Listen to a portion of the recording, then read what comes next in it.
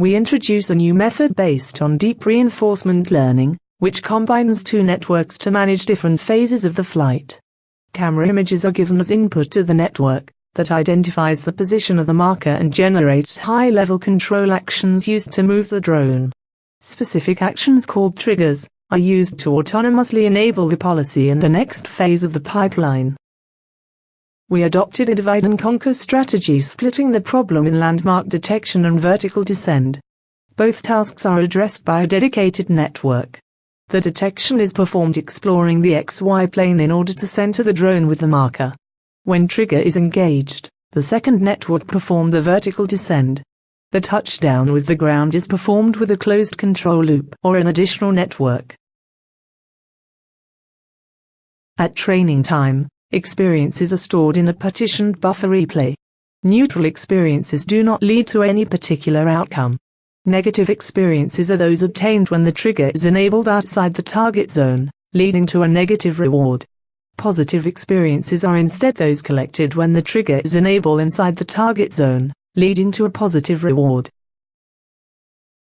During the training phase, the drone is spawned in various environments using domain randomization. This method allows training models on synthetic images that transfer to real images by randomizing rendering in the simulator. The two networks have been trained in two phases: marker detection and descending maneuver.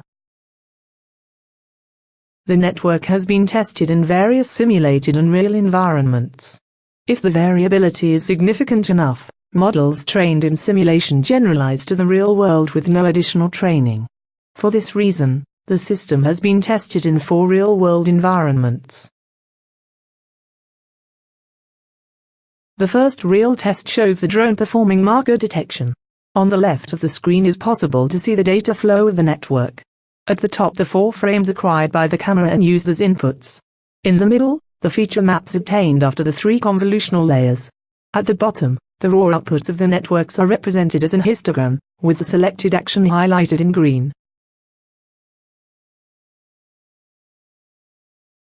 The following videos show the descending phase performed in 3 different environments: hall small, hall large, and mezzanine. During this phase, the goal is to land on the marker. The landing is considered successful when the body frame is inside the white pad, like in the current flight. It is possible to further analyze the policy by observing the output of the network in different states. When the drone is far from the marker, the DQN penalizes the descent.